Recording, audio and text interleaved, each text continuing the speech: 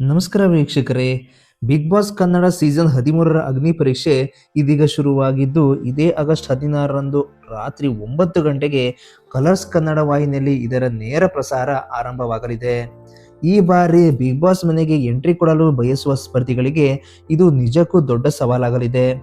ಈಗಾಗಲೇ ಅಗ್ನಿ ಪರೀಕ್ಷೆಯ ಜಡ್ಜ್ಗಳಾದ ಬಿಗ್ ಬಾಸ್ನ ಮಾಜಿ ಸ್ಪರ್ಧಿಗಳಾದ ನಟಿ ಶ್ರುತಿ, ವಿನಯ್ ಗೌಡ, ಸಂಗೀತ ಶೃಂಗೇರಿ ಮತ್ತು ಚಂದನ್ ಶೆಟ್ಟಿ ಕಾಣಿಸಿಕೊಳ್ಳಲಿದ್ದಾರೆ ಎನ್ನುವುದು ಇದೀಗ ಬಹಿರಂಗವಾಗಿದೆ. ಆದರೆ ಇದೇ ವಿಚಾರದಲ್ಲಿ ಇದೀಗ ಗಿಲ್ಲಿ ನಟ ಅವರ ಅಭಿಮಾನಿಗಳಲ್ಲಿ ಒಂದು ಪ್ರಶ್ನೆ ಮೂಡಿತ್ತು.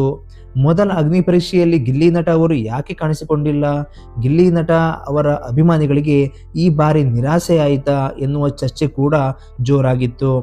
ಆದರೆ ಇದೀಗ ಗಿಲ್ಲಿ ನಟ ಅಭಿಮಾನಿಗಳಿಗೆ ಗುಡ್ ನ್ಯೂಸ್ ಸಿಕ್ಕಿದೆ ಎನ್ನಲಾಗುತ್ತಿದೆ. ಹೌದು ವೀಕ್ಷಕರೇ, ಬಿಗ್ ಬಾಸ್ ಕನ್ನಡ ಸೀಸನ್ 13ರ ಆಯ್ಕೆ ಪ್ರಕ್ರಿಯೆಯಲ್ಲಿ ಒಂದಕ್ಕಿಂತ ಹೆಚ್ಚು ಹಂತಗಳಲ್ಲಿ ಅಗ್ನಿ ಪರೀಕ್ಷೆ ನಡೆಯಲಿದ್ದು, ಮೊದಲ ಹಂತದ ಚಿತ್ರೀಕರಣ ಇದಾಗಲೇ ಮುಕ್ತಾಯವಾಗಿದೆ. ಈ ಮೊದಲ ಹಂತದಲ್ಲಿ ಗಿಲ್ಲಿ ನಟ ಅವರು ಜಡ್ಜ್ ಆಗಿ ಕಾಣಿಸಿಕೊಂಡಿರಲಿಲ್ಲ.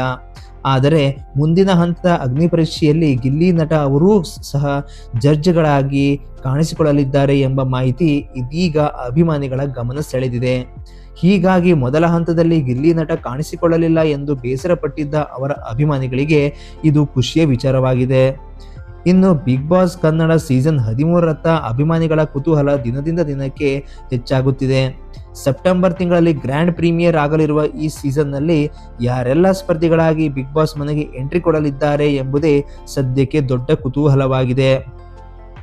ಅಗ್ನಿ ಪರೀಕ್ಷೆಯಲ್ಲಿ ತಮ್ಮ ಪ್ರತಿಭೆ, ವ್ಯಕ್ತಿತ್ವ ಮತ್ತು ವಿಭಿನ್ನ ಸಾಮರ್ಥ್ಯವನ್ನು ತೋರಿಸಿ ಬಿಗ್ ಬಾಸ್ ಮನೆಗೆ ಎಂಟ್ರಿ ಪಡೆಯಲು ಸ್ಪರ್ಧಿಗಳು ಇದೀಗ ಸಜ್ಜಾಗುತ್ತಿದ್ದಾರೆ.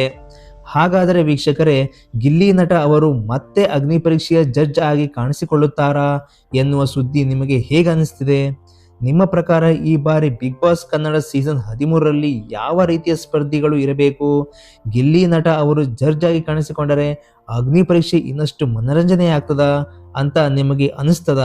ನಿಮ್ಮ ಅಭಿಪ್ರಾಯವನ್ನು ತಪ್ಪದೇ ಕಮೆಂಟ್ ಮೂಲಕ ತಿಳಿಸಿ. ಗಿಲ್ಲಿ ನಟ ಅವರವರ ಅಭಿಮಾನಿಗಳು ಈ ವಿಡಿಯೋ ನೋಡುತ್ತಿದ್ದರೆ ಒಂದು ಲೈಕ್ ಕೊಡಿ, ಹಾಗೆ ನಿಮ್ಮ ಸ್ನೇಹಿತರಿಗೂ ಶೇರ್ ಮಾಡಿ. ಇಂತಹ ಬಿಗ್ ಬಾಸ್ ಅಪ್ಡೇಟ್ಗಳಿಗಾಗಿ ನಮ್ಮ ಚಾನಲ್ ಅನ್ನು ಸಬ್ಸ್ಕ್ರೈಬ್ ಮಾಡಿ. Thank you.